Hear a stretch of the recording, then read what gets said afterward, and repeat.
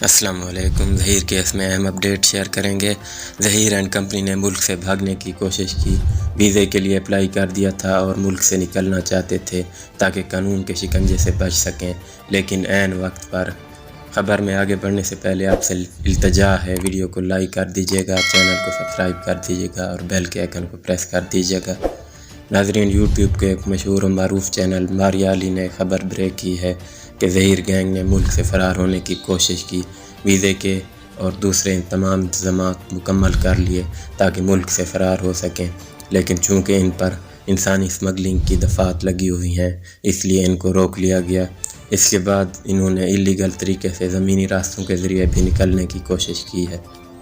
ایک اور اہم اپڈیٹ یہ بھی ہے کہ ظہیر نے دارالامان میں کمسن بچی سے ملنے کی درخواست کی۔